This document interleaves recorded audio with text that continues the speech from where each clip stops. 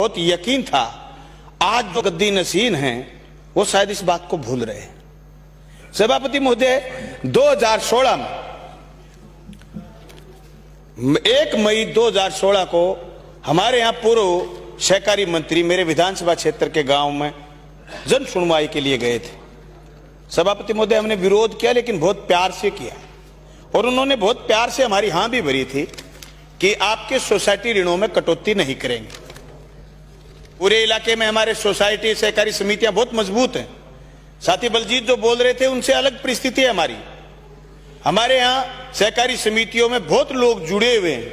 Time पर लेन then भी 96% time पर लेन देन है। हम ये विरोध कर रहे थे कि कटौती ना हो और उस समय उस तत्कालीन मंत्री ने हमारी बात भी रखी। हमारी 32 समितियों में एक भी रुपया कटौती नहीं हुआ। सभापति महोदय, आज उतना पैसा दोबारा बटा नहीं है कर्ज माफी के बाद। सभापति महोदय, यहां सदन में जब कोई आदमी आंकड़े गलत पेश करता तो थोड़ी टोका टाकी भी हो जाती।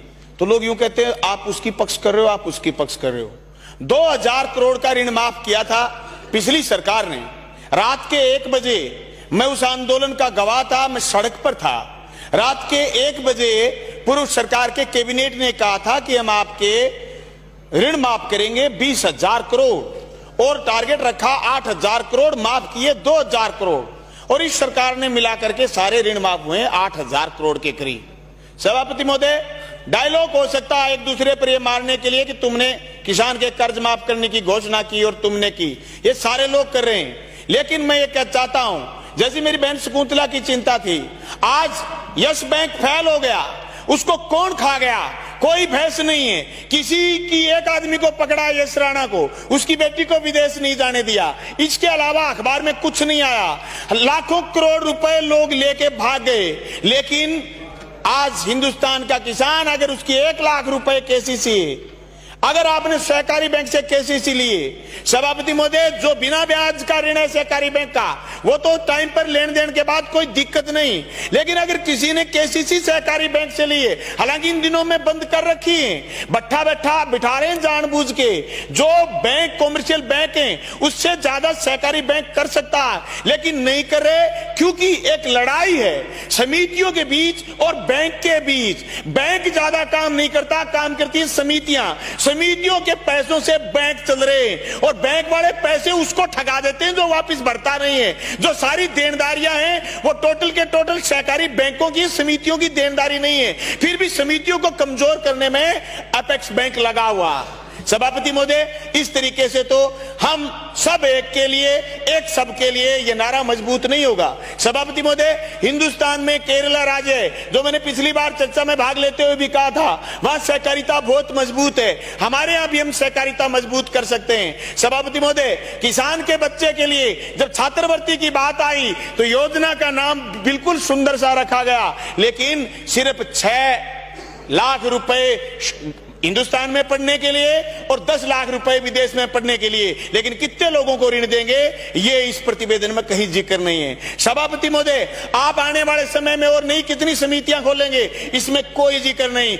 हम कितने और लोगों को जोड़ रहे हैं सहकारिता से, इसमें कोई जिक्र नहीं। हम कितने और औषधि केंद्र खोलेंगे, 200 की घोषणा हुई है, लेकिन कहां खोलेंगे इसमें कोई जिक्र नहीं। सभापति महोदय, दूध संघ में हम और ज्यादा कैसे बेहतर कर सकते हैं, इसमें जिक्र नहीं है। और दूध संघ को लेकर के जो पूरी शिकायतें साथी बलजीत की है, वो शिकायत हमारी भी है। हनुमानगढ़ जिले का एमडी जिस पर जांच बैठी थी, जांच में दोषी पाया गया, लेकिन आज भी वहीं बैठा है। सभापति महोदय, अखबारों में लेख लगते हैं कि दूध फर्जी है, दूध नकली है, दूध में मिलावट है। ये मिलावट हमारे यहाँ इतने जोरदार सहकारी में उत्पाद थे, उन उत्पादों को भी लेके ये मिलावट बैठ रही है, इसलिए सहकारिता से भी विश्वास लोगों का टूट रहा है। सभापति महोदय, हम सब 200 विधायक, हमारे से पहले के विधायक, सारे लोग इसमें सहकारी बैंक में खाते खुलाएं। मैंने पिछली बार भी मांग की थी, अब फिर मैं मांग दोहरा रहा हूं। अर्बन बैंक में रेलवे के कर्मचारियों तक के खाते खुल सकते हैं, तो फिर राजस्थान के 7 लाख कर्मचारियों के खाते बैंक में क्यों नहीं खुल सकते?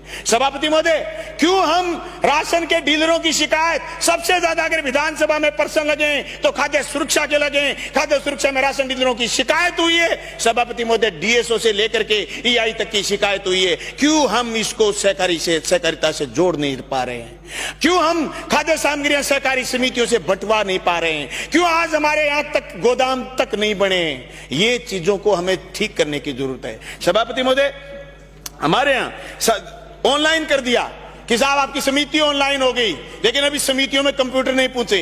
बायोमेट्रिक मशीन पर अगर किसी बुजुर्ग किसान का अंगूठा नहीं आया, जमीन उसके नाम है, वो 80 साल का है, भूमि का विभाजन नहीं हुआ, बायोमेट्रिक अंगूठा नहीं आने से उसको ऋण नहीं मिल रहा। इसका समाधान तो सहकारिता विभाग को जरूर खोजना पड़ेगा। जिस किसान को पिछले कई सालों से आप ऋण दे रहे थे सिर्फ इसलिए कि आपका अंगूठा नहीं आ रहा, अजी साहब काम करते करते अंगूठा घिस गया, अंगूठे की सारी नसें घिस गई, इसलिए नहीं आ रहा, उसकी गलती नहीं है। इसलिए हम सोचते हैं इसका समाधान आप करेंगे। सभापति महोदय, बैंकों में जो हिस्सा राशि काटी गई है उस हिस्सा राशि का 4% मार्जिन मेरी मांग रही कि सहकारी समितियों को दी जाए। सभापति महोदय, जो हमारे यहाँ सभी समितियों के जो 500 MT तक के गोदाम बनाए गए हैं वो हर गांव में बनाए जाएं ताकि गांव में फसल का भंडारण हो सके। सभापति महोदय, हमारे यहाँ जो बैंक द्वारा 1.5 लाख रुपए से ज्यादा के लोन किए जा रहे हैं वो लोन समितियों के मार्फत किए जाएं ताकि जिस तरीके से 96-97% समितियों की वसूली रही है, ये KCC का वसूली भी समिति के व्यवस्थापक कर पाए। सभापति महोदय, हमारे यहाँ जो सभी समितियों का ऑनलाइन किया गया है उसमें सभी के भुगतान जैसे नरेगा का, पेंशन का, विद्यार्थियों की छात्रवृत्ति का भुगतान भी ग्राम सेवा सहकारी समिति पर हो। सभापति महोदय, कुछ हमारे व्यवस्थापक साथी जो बहुत बढ़िया तरीके से 1, 2, 4 अपवाद हर व्यवस्था में, मेरे यहाँ रासलाना एक समिति है, उस समिति का व्यवस्थापक फसल बीमा का करोड़ों रुपया ढकार गया, एक अपवाद है। एक दूसरा अपवाद खसवाना एक सहकारी समिति है, उसका व्यवस्थापक लोगों के साथ गड़बड़ कर गया। बाकी व्यवस्थापक बहुत अच्छे से काम कर रहे हैं, इसलिए हम सारे व्यवस्थापकों को दोष नहीं दे सकते। व्यवस्थापकों का नियोक्ता निर्धारण व सरकार में मामला विचाराधीन है, सरकार उस पर विचार करे और उनके पक्ष में फैसला करे। सभापति महोदय, 2013 में सहायक व्यवस्थापक के पद के लिए स्वीकृति दी थी लास्ट, उसके बाद स्वीकृति नहीं दी है। सहायक व्यवस्थापक के रूप में ग्राम सेवा सहकारी समिति और व्यवस्थापक को पावर दिए जाएं कि सहायक व्यवस्थापक रख पाए। व्यवस्थापकों को 9/18/27 का लाभ दिया जाए, व्यवस्थापकों का वेतन निर्धारण किया जाए। कई व्यवस्थापकों पर ऑडिट आई हुई है कि साहब आपने वेतन ज्यादा ले लिया, लेकिन कोई नहीं बता रहा कि आप वेतन कितना ले सकते हो, इसलिए उनका वेतन नहीं आए। सभापति महोदय, व्यवस्थापकों से ऋण पर्यवेक्षक पद पर पदोन्नति करके उन्हीं से ही आप अधिकारी कर्मचारी बनाएं, क्योंकि एक व्यवस्थापक शुरू में व्यवस्थापक लगा और वो रिटायर भी व्यवस्थापक से हो गया, इसलिए उनकी वरिष्ठता भी तय करने का काम करें। किसानों को समितियों के माध्यम से 2 लाख से ज्यादा रुपए फसली ऋण उपलब्ध कराएं। पिछली गहलोत जी के शासन में ये 1.5 लाख तक लेके गए थे, पिछली बार थोड़ी कटौती हुई, राजस्थान में जहां विरोध हो गया वहां कटौती नहीं हुई, बाकी जगह कटौती भी हुई, लेकिन अब वापिस इसको ऋण को बढ़ा करके किसानों को फायदा देने का आप काम करेंगे।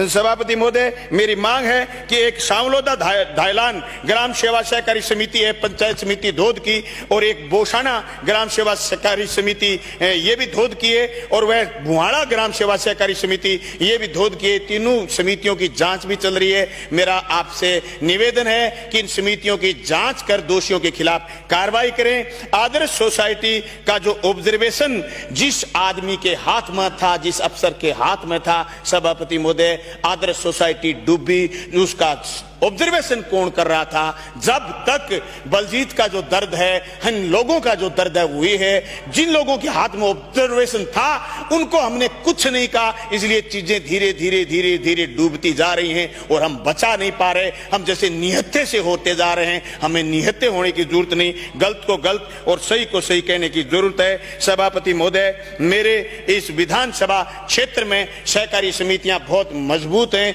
इसमें कोई दो राय नहीं, लेकिन हम चाहते हैं कि इनको और मजबूत करने के लिए जो 2-3 सुझाव हमने दिए हैं